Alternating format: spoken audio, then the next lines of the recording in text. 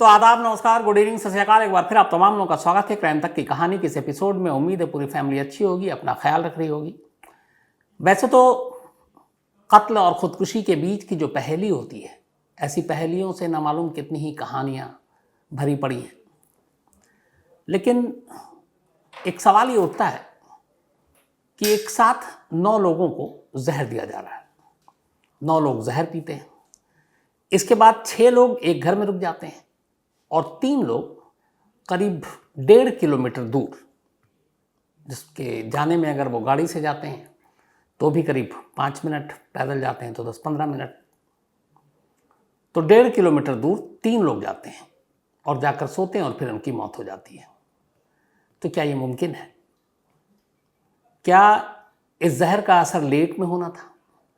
क्या इस जहर के बाद एक एक कर सबको पहले बेहोश होना था और फिर मरना था? टाइमिंग मौत की अलग अलग होनी थी। और सबसे बड़ी बात यह कि एक सुसाइड नोट जो आमतौर पर किसी भी खुदकुशी के मामले में कोई अगर लिख कर छोड़ता है, तो अगर आप जितनी भी सुसाइड नोट हैं उसका उठाकर उसके ढर्रे को देखें तो जो पैटर्न है लिखने का वो लगभग एक ही होता है। सबसे पहले ये कि अपना नाम लिखा जाता है, मैं ये हूँ, फिर मैं इस वजह से ये कदम उठाने जा रहा हूँ, मैं मरने जा रहा हूँ, फिर वो वजह होती है, किसी को ब्लेम करना, फिर उसका नाम होता है, जो जिम्मेदार हैं उनका नाम होता है।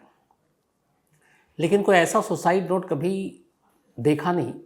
बहुत सारे ऐसे मैंने केसेस देखे जिसमें कहीं पे भी खुदकुशी की वजह नहीं लिखी कि क्यों खुदकुशी कर रहे हैं, बल्कि ये भी नहीं लिखा कि खुदकुशी कर रहे हैं।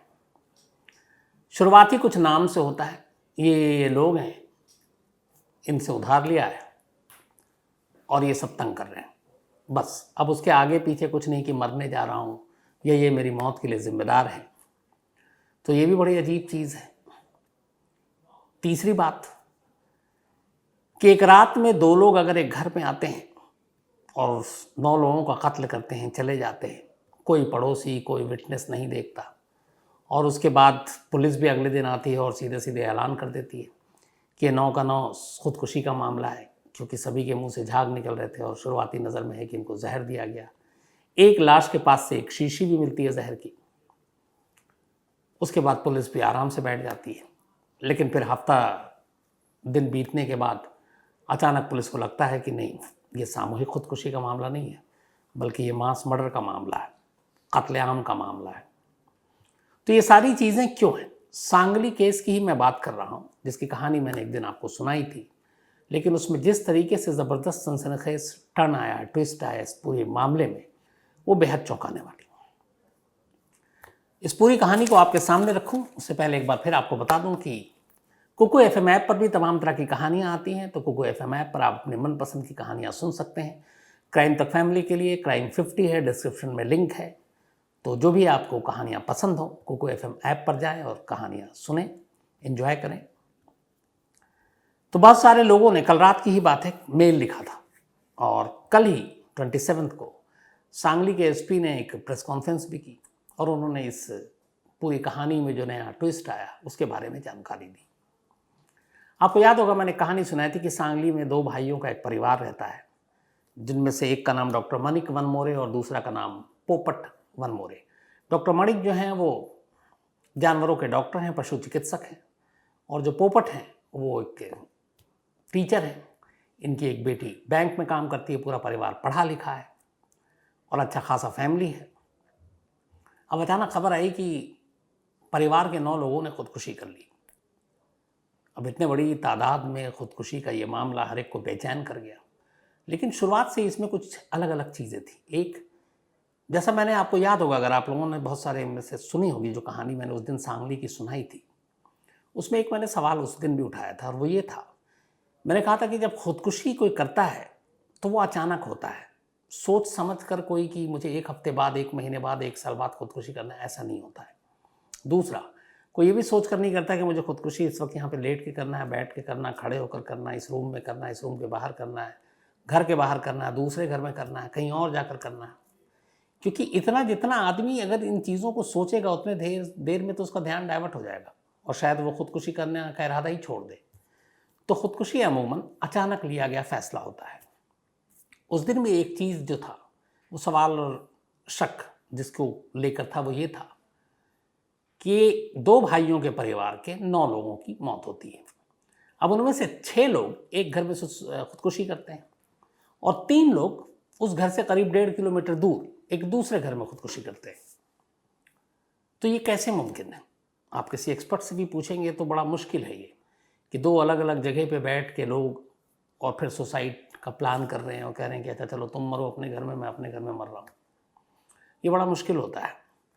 और दूसरा कि 9 हैं, पढ़े लिखे हैं, इनमें से हो सकता है कई के दिमाग में ये ख्याल ही ना हो और वो खुदकुशी ना करे। तो पहली चीज़ तो ये भी तय थी, जैसे बुराड़ी में हुआ, कि उसमें भी 1-2 ही थे मास्टरमाइंड, जिसे सबको मारना था, बाकी को पता ही नहीं था, वो बेचारे अनजान थे। उन्हें लग रहा था बुराड़ी में कि मैं मौत का रिहर्सल कर रहे हैं और वो सच में मारना था। अब यहाँ पे भी 9 लोग एक साथ किसी एक मुद्दे पे कि हम सुसाइड कर रहे हैं, ऐसी कोई चीज़ नहीं थी, क्योंकि इसमें एक 70 साल की बूढ़ी माँ भी थी, बच्चा भी था, जवान भी थी, एक बैंक में काम करने वाली लड़की भी थी। तो सबका एक साथ सहमत होना एक चीज़ पे बड़ा मुश्किल काम होता है। तो ये सारे सवाल थे जिससे ये सवाल उठ रहा था कि क्या सांगली का ये मामला खुदकुशी का है। फिर आपको याद होगा राइस पुलर की भी कहानी सुनाई, और ये था कि इसमें कुछ तंत्र मंत्र और इस तरह के खजाने और पैसे की बात आ रही थी। ये बात अब सही आ रही है जो पुलिस कह रही है कि इसमें मामला जो है वो लालच और धन का भी है, बट गड़े हुए खजाने का, और उसकी वजह से 9 लोगों की जान गई। सांगली पुलिस के मुताबिक जो पूरी कहानी है और जो सब कुछ है वो अब आपके सामने रख रहा हूं। पोस्टमार्टम करने के बाद जब रिपोर्ट आई और ये पता चला कि सभी की मौत जहर से हुई है, अब पुलिस को यही कुछ सवाल जो है वो खाए जा रहे थे। पहला कि 2 अलग अलग घरों में इतनी दूरी पर सुसाइड कैसे पॉसिबल है। फिर ये भी था कि पढ़ा लिखा परिवार है, अंधविश्वास कैसे हो सकता है। अलग अलग और भी वजह थे, लेकिन एक चीज देखकर पुलिस का माथा ठनका, और वो था वो सुसाइड नोट जो डॉक्टर मनिक वनमोरे के घर से मिला था। इस सुसाइड नोट को पहले देखकर पुलिस ने यही मान लिया था कि ये तो परिवार ने अपनी मर्जी से खुदकुशी की है, लेकिन फिर उस सुसाइड नोट की जब बारीकी से जांच की गई तो पुलिस को लगा कि मामला कुछ और है। जो मैंने शुरुआत में कहा कि आमतौर पर जब कोई सुसाइड नोट लिखता है तो वो अपना नाम, होशो हवास में, मैं मरने जा रहा हूँ, मैं इस वजह से मरने जा रहा हूँ, मेरी मौत के लिए ये लोग जिम्मेदार हैं, या फिर ये है कि इसके लिए कोई जिम्मेदार नहीं है, वो सारी चीज़ें लिख के जाता है। ये जो डॉक्टर वनमोरे के घर से सुसाइड नोट मिला, इसमें शुरुआत में चंद नाम लिखे थे सीधे, फलाना ये, फलाना ये, फलाना ये, 6, 7, 8, 10 नाम लिखे थे। नाम लिखने के बाद अब उसमें बाकी कहीं पे ऐसा नहीं लिखा था कि ये सुसाइड करने जा रहे हैं। पुलिस ने फिर भी हैंडराइटिंग का मिलान कराया, पता चला कि वो जो नाम लिखे गए हैं जिस कागज पे, वो डॉक्टर वनमोरे के ही हैंडराइटिंग है। नीचे कुछ और लाइनें लिखी थी, लेकिन वो हैंडराइटिंग मिलाने की तो कोशिश की गई, लेकिन थोड़ी सी डिफर थी। अब पुलिस को लगा कि सुसाइड करने वाला शख्स सुसाइड की तरह का नोट लिखने की बजाय नाम लिख रहा है, और ये कि इनसे इतने उधार लिए और ये लिए, और कहीं ये भी पैगाम नहीं दे रहा है कि वो परेशान है और ये इन लोगों की वजह से मर रहे हैं या मैं मरने ही जा रहा हूँ, ये भी नहीं है कहीं। तो ये अजीब सुसाइड नोट ने पुलिस का माथा ठनका दिया। अब पुलिस को लगा कि मामला कुछ गड़बड़ है। दूसरी चीज जिसने पुलिस को थोड़ा सा चौंकाया, 2 घरों में 9 लाशें थी, लेकिन एक ही लाश के पास से एक छोटी सी जहर की शीशी मिली। अब पुलिस का था कि 9 लोग खुदकुशी कर रहे हैं, मरने वाला अगर वाकई सच में वो मरने जाना है और उसने तय कर रखा है कि वाकई उसे मरना है, तो फिर उसको ये है कि 100% वो श्योर करेगा कि जहर भी कम ना हो। अब एक छोटी सी शीशी और 9 लोगों के लिए जहर, पुलिस को लगा कि ये मुमकिन नहीं है। फिर ऐसी और शीशी होनी चाहिए, लेकिन पूरे घर से दूसरी ऐसी कोई शीशी नहीं मिली, दोनों घर से नहीं मिली। तो फिर पुलिस को लगा यहाँ पे भी मामला गड़बड़ है। अब ये सारी चीज़ें चल रही थी, लेकिन सबूत तो कोई मिल नहीं रहा था। पड़ोसियों ने बताया कि हाँ कुछ ये लोग राइस पुलर, धन, इन सब की बातें करते थे। फिर पुलिस ने क्या किया कि करीब 27 लोग जो उस कागज़ के टुकड़े पे नाम था, उनमें से 19 लोगों को उठा के गिरफ्तार भी कर लिया, इसलिए कि उसमें नाम था कि हमने इन लोगों से कर्जा लिया, ये परेशान कर रहे हैं। अब उन लोगों ने कहा हाँ भाई हमने इन भाइयों को कर्जा दिया है, अब वो लौटा नहीं रहे तो हम मांगेंगे। तो उस चक्कर में पुलिस ने कि सुसाइड के लिए उकसाया है, तो ऐसे 19 लोगों को जो सूद पे ब्याज पे पैसे देते थे उनको उठा भी लिया। अब ये भी हो गया, लेकिन फिर भी पुलिस को लगा कि मामला कुछ और गड़बड़ है। कुछ पड़ोसियों ने बताया कि दोनों भाई अक्सर खजाने की बात करते थे, गड़े धन की भी बात करते थे। हालांकि पढ़े लिखे थे, उनके मुंह से बात सुन के अजीब लगता था। तो पुलिस को लगा कि इसमें कहीं ना कहीं बीच में कुछ और किरदार और कैरेक्टर है।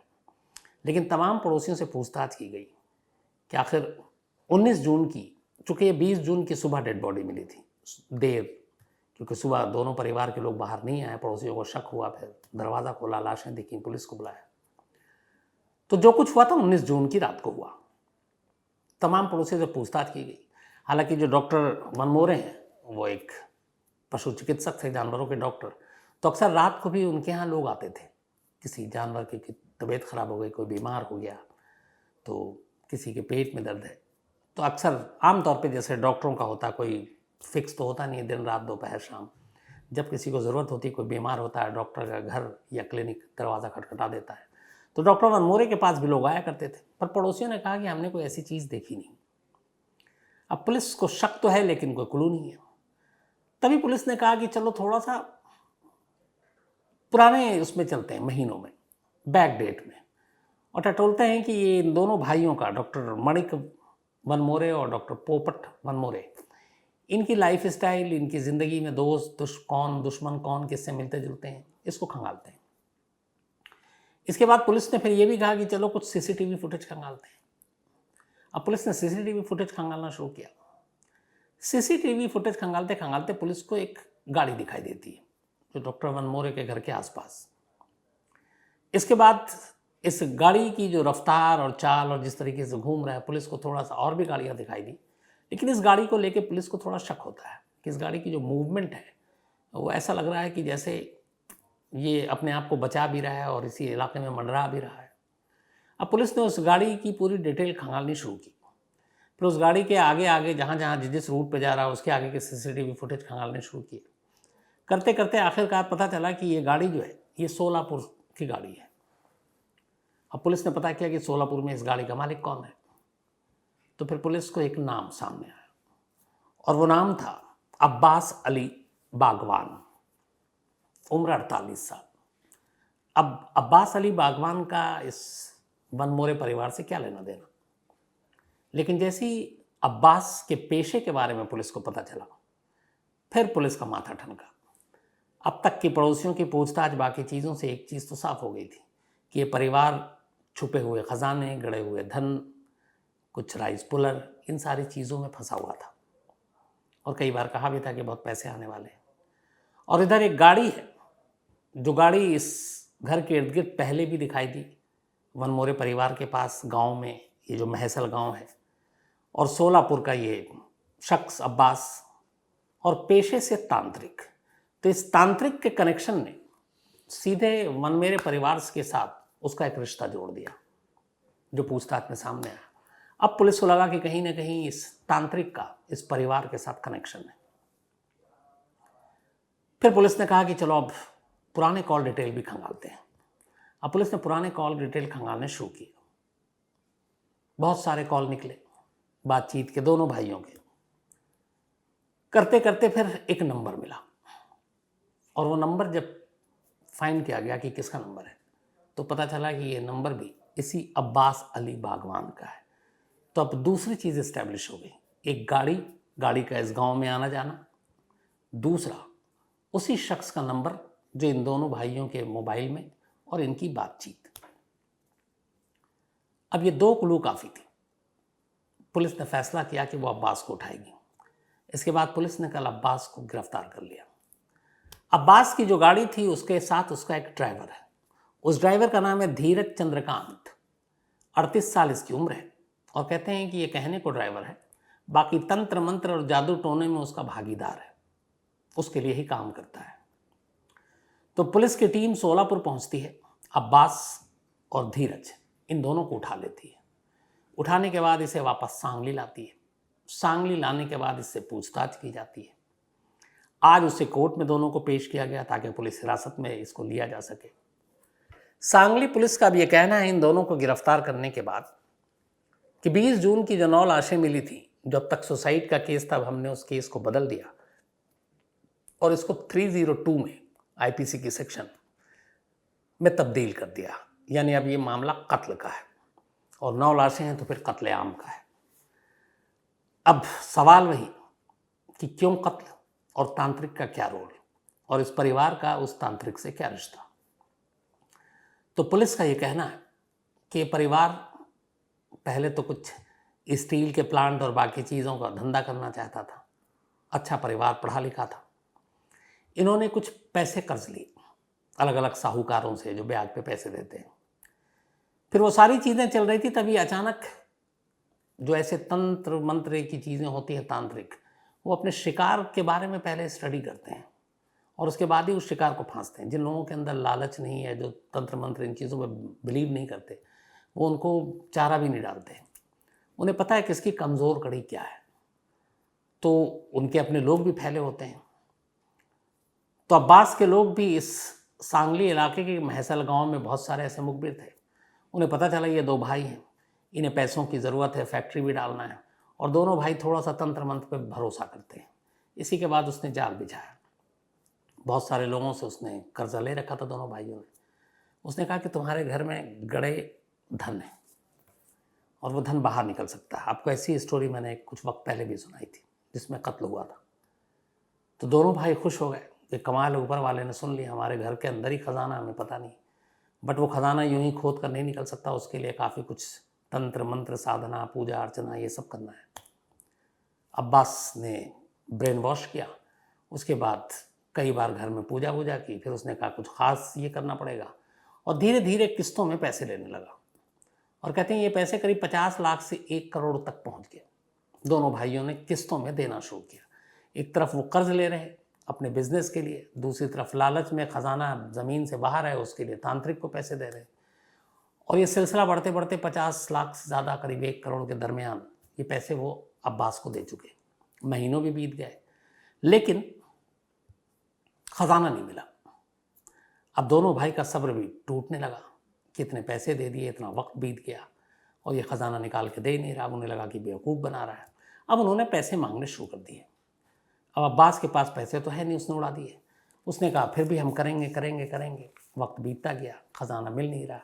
बार बार के तकाजे से, क्योंकि अब दोनों भाइयों को पैसे अपने जिनसे उधार लिए उनको वापस करना है और ये अब्बास से मांग रहे हैं। अब्बास को लगा कि ये दोनों भाई अब सुनेंगे नहीं, हो सकता है पुलिस के पास चले जाए। उसे लगा अब एक ही रास्ता है, ये जो कर्ज लिया ये सारे पैसे हैं सिर्फ इस परिवार को पता है, तो इस परिवार को ही ठिकाने लगा दिया जाए। इसके बाद फिर उसने कहा कि आपके घर में है गड़ा मुर्दा, मुझे एक और आप करने दो। गड़े खजाने को बाहर लाने का जो तरीका है उसके लिए जो भी मुझे तंत्र मंत्र करना है। और पुलिस, हालांकि अभी पुलिस ने इसको कंफर्म नहीं किया है, आज पुलिस कस्टडी लेगी, इसके बाद वो शायद बताएगी। लेकिन जो पुलिस का मानना है वो ये है कि 19 जून की रात चुपचाप अब्बास और धीरज मणिक वनमोरे के घर पहुंचते हैं और कहते हैं कि एक मौका और गड़ा खजाना निकलेगा। और उसके बाद वहां जाकर वो तंत्र मंत्र करते हैं, पूरे परिवार को, लोगों को इकट्ठा करते हैं और फिर सबको छत पर भेज देते हैं, 9 लोग। उसके बाद एक एक कर आवाज़ देते हैं। नीचे शख्स आता है, कहते हैं कि उसको चाय देते हैं। उस चाय में इन्होंने जहर मिला रखा था और एक एक करके वो चाय पिलाते जाते हैं बुला बुला कर। और उसके बाद जो पुलिस का अभी भी है कि क्योंकि 2-3 लोग जो हैं वो दूसरे घर में गए थे, तो इस जहर का असर फ़ौरन नहीं होना था, कुछ वक्त के शायद बाद होना था। तो एक एक कर 9 लोगों को उसने चाय में, कुछ आइसक्रीम में भी ये कहा जा रहा है, इन्होंने पानी पूरी भी उस दिन खाए। तो पुलिस इस पर भी अभी पुख्ता नहीं है कि सारी चाय में जहर दी गई या आइसक्रीम में भी मिलाकर दिया गया या पानी पूरी में भी दिया गया। अब ये सारा जब खोलेंगे पुलिस हिरासत में अपना मुंह तो पता चलेगा। लेकिन इन तीनों ने अलग अलग तरीक़ों से हर एक शख्स को बुलाकर जहर दिया और उसके बाद वहाँ से निकल गए रात को। एक भाई अपने परिवार के साथ, अपनी पत्नी और बेटे के साथ अपने घर पहुँच गया, अच्छे यहीं रहे। और इसके बाद सुबह जब 11 बजे तक दरवाज़ा नहीं खुला, लोगों को शक हुआ और तब लोगों ने फिर पुलिस को बताया, लाशें देखी और तब ये मामला सामने आया। तब इसमें से अब भी कुछ सवालों के जवाब ज़रूरी हैं, बाकी हैं, जो शायद सांगली पुलिस जल्दी दे दे। एक, जहर इन्होंने ही दिया। 2, उस जहर का असर कितनी देर में हुआ। 3, इस जहर के बाद 3 भाई क्यों अपने दूसरे घर में गए, क्योंकि कई बार ये भी कहा गया कि वो परिवार इसी घर में भी सो जाता था, तो उसकी पहेली क्या है।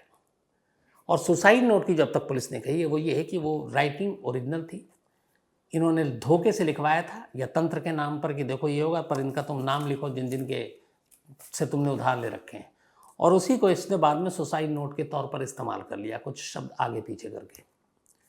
तो ये फैक्ट है कि उसमें जो राइटिंग थी वो इन्हीं में से भाई की एक थी, लेकिन नाम लिखाया ताकि उन्हें फंसा सके और असली चीज़ों को छुपा सके। तो अब सांगली पुलिस इस मामले की तफ्तीश कर रही है। ये दोनों पुलिस हिरासत में आज जाएंगे और इसके बाद मुंह खोलेंगे। आगे की पूरी कहानी क्या है वो जल्दी सामने आएगी, और इसमें जो भी इफ बट थोड़े से डाउट्स रह गए वो जैसे ही क्लियर होगा, मैं हमारी जो एक रिपोर्टर है स्वाति चिखलीकर, ये सांगली में ही है स्वाति इस वक्त, और वो लगातार वहाँ के पुलिस अफसरों से और फैमिली और बाकी लोगों पड़ोसियों के भी कांटेक्ट में है, संपर्क में है। तो स्वाति भी इसमें जो भी अपडेट देगी मैं आपको जल्दी बताऊंगा। फिलहाल आज की कहानी में इतना ही। अब कहानी ख़त्म करूं उससे पहले वही अपना सिलसिला। कोमल सिंह जी, आज इनका जन्मदिन है। हैप्पी बर्थडे कोमल सिंह जी, और थैंक यू सो मच कहानी के लिए और जो आप देखती हैं। और जय प्रकाश सिंह उनकी पत्नी है, और दीपक ने ख़ास फरमाइश की है, तो हैप्पी बर्थडे।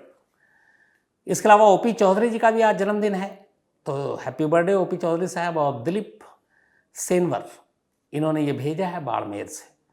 इसके अलावा जॉइस जॉर्ज, हैप्पी बर्थडे, बहुत बहुत जन्मदिन आपको बधाई। और एवी जोसेफ ने भेजा है नागपुर से, उनकी वाइफ हैं। इसके अलावा तहमीना, इनका भी आज जन्मदिन है, तो हैप्पी बर्थडे तहमीना। और इरफान अहमद ने भेजा है, इनकी वाइफ हैं ये। इसके अलावा देवाशीष, इनका भी आज बर्थडे, इन्होंने तो मेल की झड़ी लगा दी थी, तो हैप्पी बर्थडे देवाशीष, अब आप खुश होंगे।